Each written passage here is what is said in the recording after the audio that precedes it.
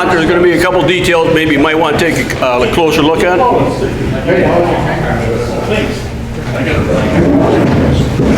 So tonight I thought I'd talk a little bit about putting the bottom board back on your decoy after you've hollowed it out.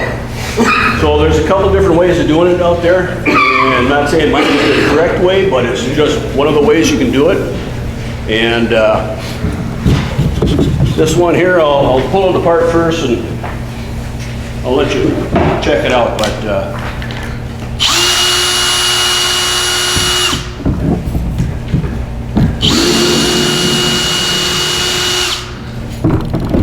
a couple of things to consider, I guess. Usually I think about it when I'm just bandsaw my decoy. One of my last cuts is, how wide do I want to make its bottom? Usually I go ½ inch, 5/8, something like that.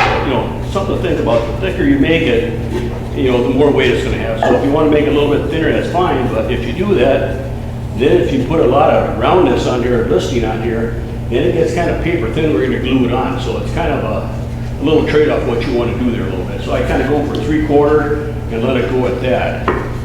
And then as I make that cut, and I think to myself, I'm going to put a keel on there.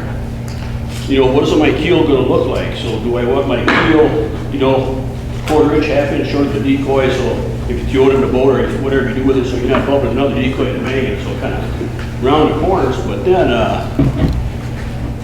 think about it a little bit. Okay, where do I want to put my holes? On this one, I think I got it at 5 inches, and then I know I'm going to have a rope tie hole here. So okay, that's going to take up 3/8, ½ inch, 5/16 hole, round it out a little bit. And then room for the screw hole, so I don't hit the screw hole. So in case I have to add any weights here, I got something to work with. So something that's left over to work with. So that's kind of what's on my mind when I set my hole. So this one I got about 6½ inches long, excuse me, and I got my hole spaced at 5 inches. I always go for a nice round number. No sense going like 4 7/16 or something like that, guys, right? So pick a nice round number. So that's kind of where I started thinking about things. Is that walnut? And this is walnut, and walnut and oak work nice. They're hardwoods and they're heavy. So ultimately we were trying to get them to get that weight so they flip and roll and, and take that decoy and pull it down a little bit. So you want to look at that a little bit, well, do it. But then after this is split, I reattach this. I cut it off in the bandsaw, and then I reattach the bottom, and then I go about, and I carve about 90% of the decoy. So that's why you see what it is. It's not totally detailed yet out.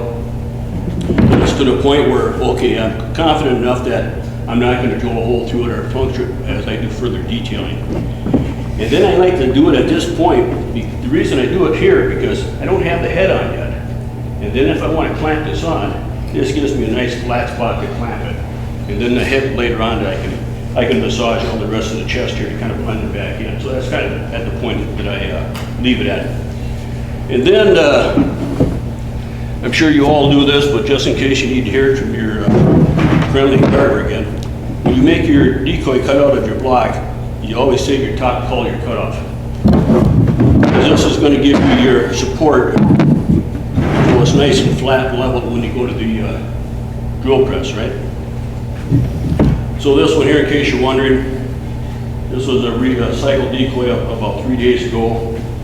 It did not have the raised primaries on there, so I quick made a little notch in there, put a piece of wood on there, and put some primaries on there. So it doesn't fit this exactly, but it was close enough. So then I'll go to the drill press, and being I drilled these holes through here earlier on, obviously that left my marks. So then I just take a pencil and I kind of make a little circle where I want to leave a post.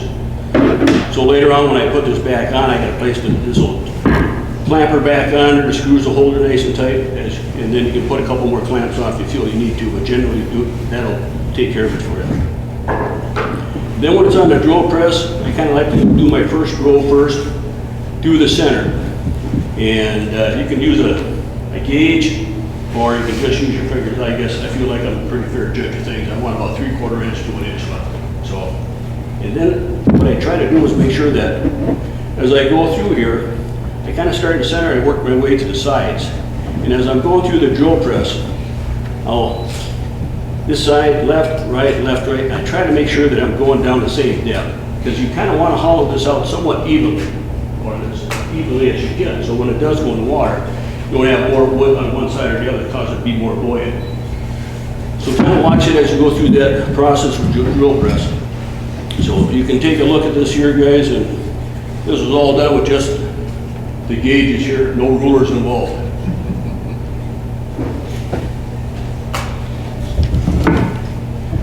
And then, while Doug passes that one around, I've done another one. So will you leave it just like this, or will you clean it up? Sometimes I clean it up a little bit more if I want to get a little bit lighter. I'll take a, another bit or a chisel, I'll go around, I'll take some of these horns off here.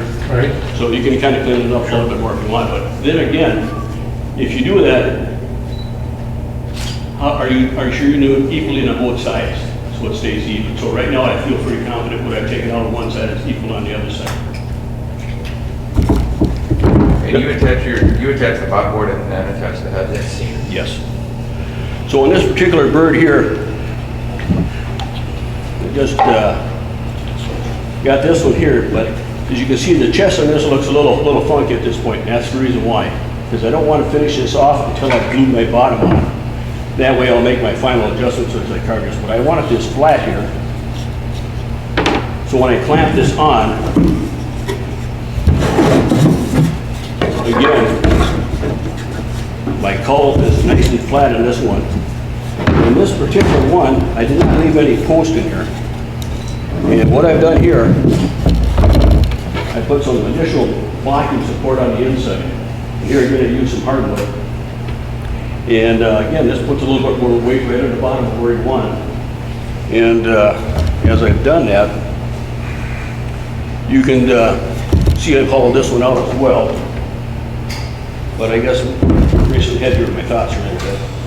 But when I put these here on, you can do this in two different ways. If you want to have a bottom that's more of a decorative, where you don't have these screw holes here, then you wouldn't need to do all that stuff. You could just use double-faced tape with your hand and hold it on in place.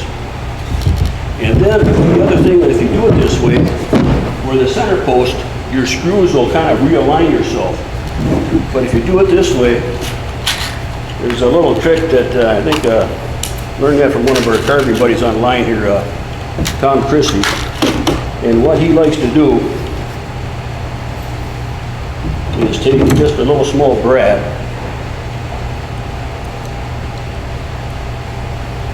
and insert it into your wood here.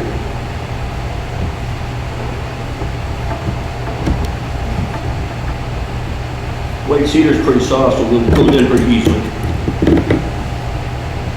And of course, you're going to try to get it straight.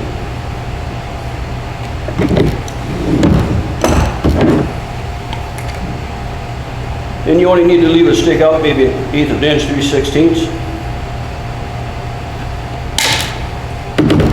And what this will do, when you press these two together,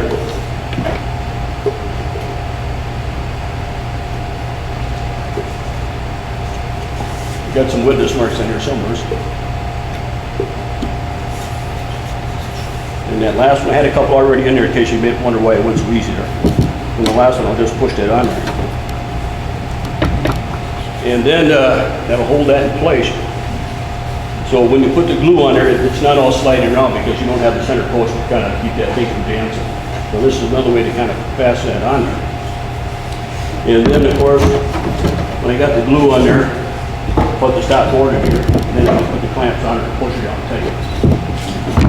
And when I glue these on, the last few ducks I've made, I put it on with 5-minute epoxy, which is a little bit thicker viscosity, and that kind of fills up that joint. So if you have any tears or your band's up, later runs a little muck on you a little bit, there's enough of material there that just wiped it off a little bit, and then you don't have to go back later on and fill that joint.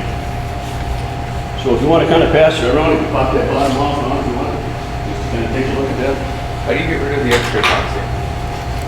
Well, at this point, even though you got it lined up pretty well, I always end up going back and just doing a little bit more sand and clean things up. So in fact, I kind of want that epoxy to blister out a little bit. And then you just use sandpaper to sand it down? Power sander.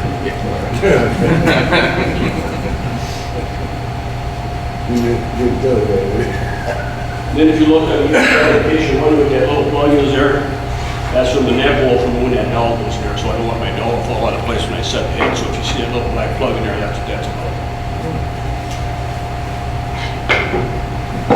And then the walnut is just for weight, or is that? Yeah, walnut is also, I find walnut's pretty strong wood.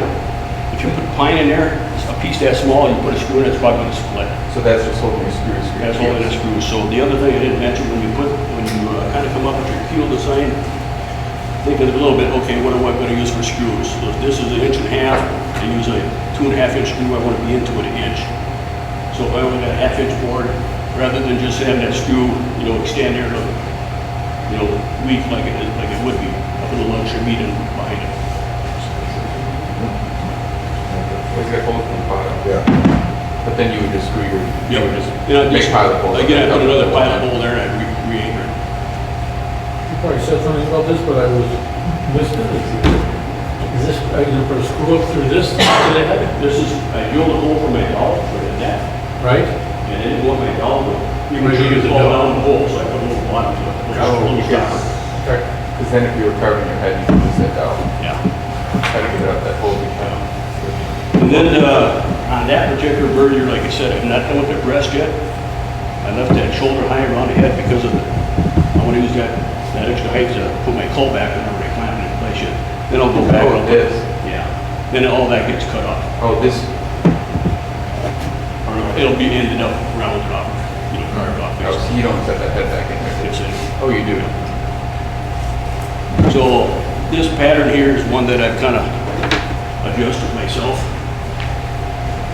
So the pattern out of the one of the garden books, the head was straight, and just a straight down and back, the head looks a little funky, so I gave it a little extra length to the curve of the back, and then I just figured out, how far do I want to knock this down to get that head to kick back a little bit to make it look like it's more appropriate as that breast pushes out a little bit.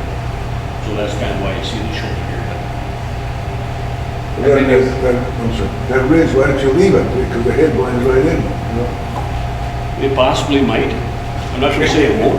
Okay. But, as I try to, after this is glued on, Yeah. I'll go back in here, and I kind of been using some plastic wood lately. I don't know if anybody else uses plastic wood.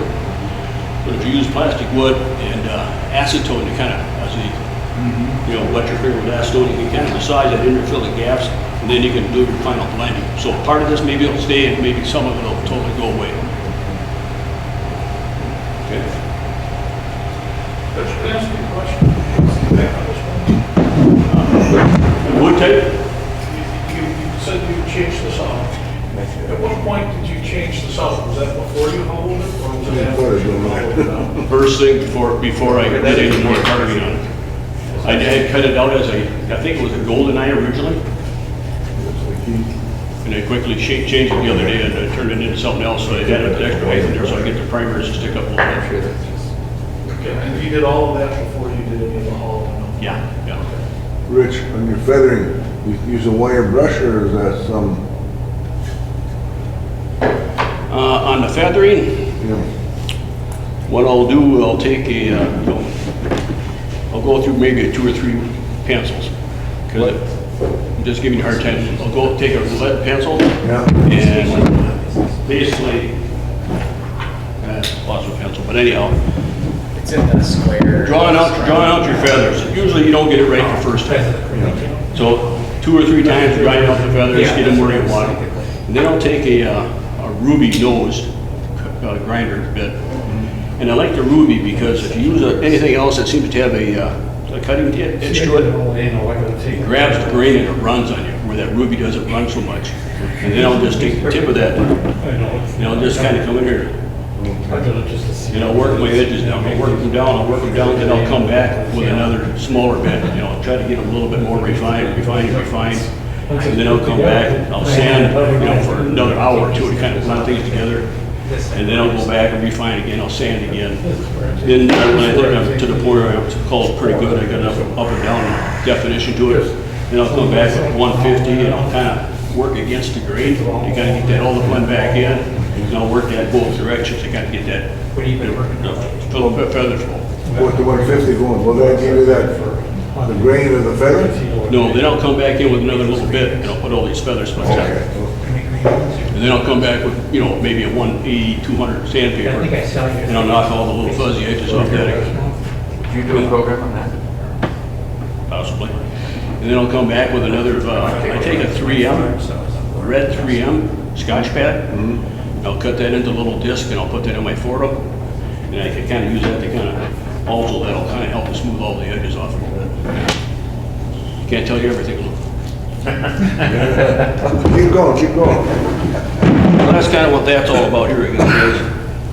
What do you got the water for? Then the water is, being we had keels in discussion tonight, I thought I'd talk about weighting the duck. Should be pulling the trigger. So, this was another one that was sitting on a shelf for about 5 years, so I took it down the other day and it quickly touched it up a little bit. But anyway, to weight this one, just to kind of talk about, this walnut's fairly heavy wood. This duck is almost where it should be just with the walnut itself. But just in case you want to do it on any other duck,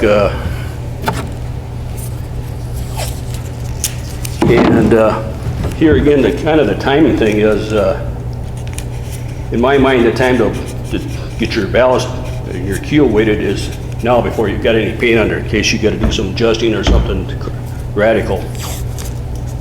So it's all sealed up pretty watertight at this point.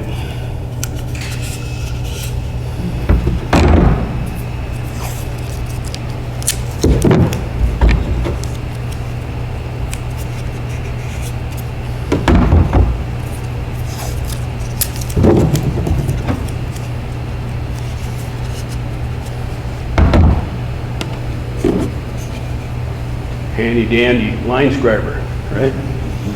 So I did it earlier this afternoon, so this thing kind of works kind of nice. I can fit it there. I don't have to try to measure off the table or something flat.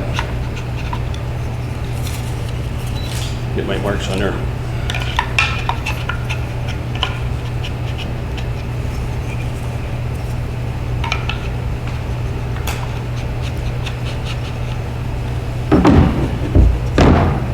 Just to make it a little bit easier for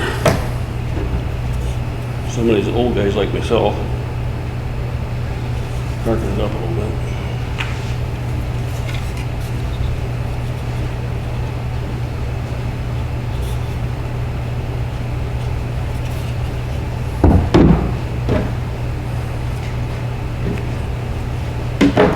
And then it might fold right and it might not. So we'll see if it's fairly balanced here. Just to kind of see if it rolls over. With a little bit more weight, it might hit very close. Okay.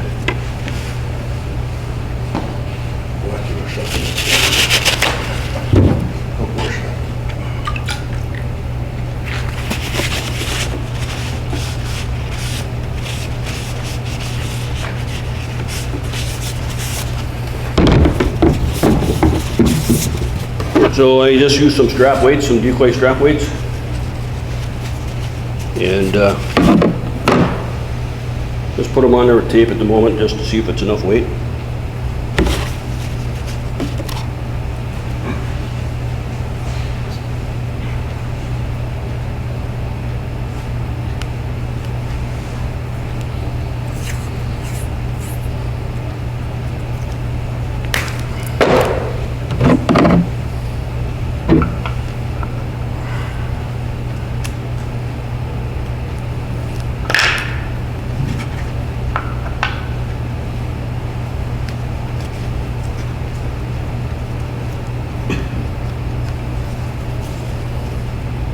Roll, baby. There we go. Okay. So this is just like at the state fair. If you want to come up and take a look at it, the water's right at the black line all the way around. So obviously it worked pretty well the second time here, but if you needed to add more, you could put another weight on there or figure out what you need to get the depth that you're looking for. How do you choose the depth at which you want it to set? Well, if you got the Pat Godin books, he's kind of got, a water line on his pattern a little bit. But I kind of look at mine, I kind of look at where the crown of that line is. I kind of just below it a little bit. And then again, you know, personal preference, I guess. You don't have to buy too cool, but in my mind, that's where I felt it should go.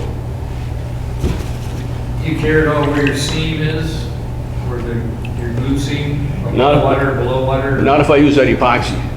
Yeah. That's pretty good. But if I use, you know, tight bond number 3, you know, they say it's waterproof, but I don't know if I'd hang my hat on it. Especially if it's out in the water for, you know, 6, 8 hours at a time, you know, multiple times during the season. Better be. So I think that's another benefit of the epoxy.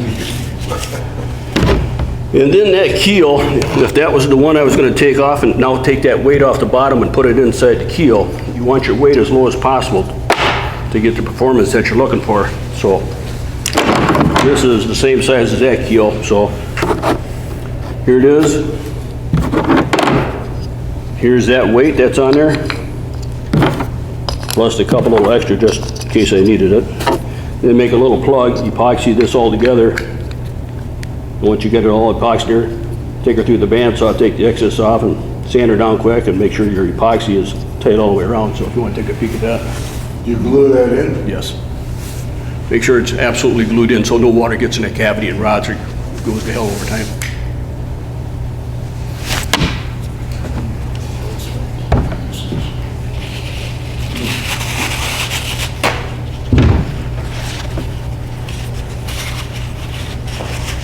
Any questions?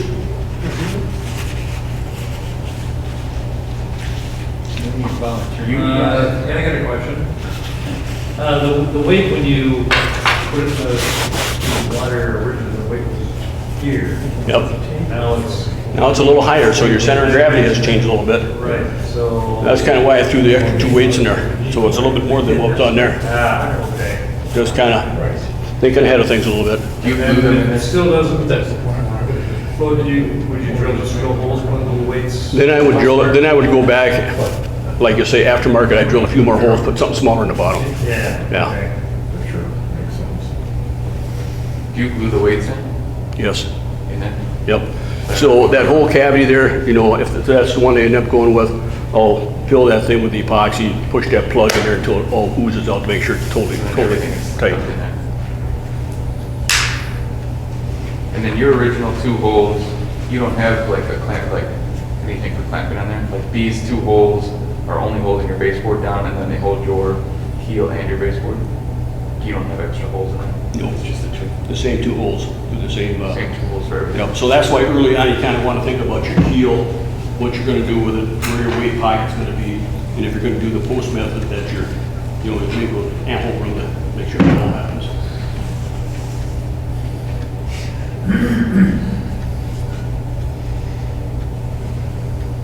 Where you go to get your stamp made? I think my son bought me that from Rockler about 15, 20 years ago, something like that. Well, from where? Rockler. Wow. One of those things you gotta kind of Yeah. submit all your stuff on paper and send it to some place in California, they make it for you. I don't think. Yeah. Okay, guys, that's the excitement.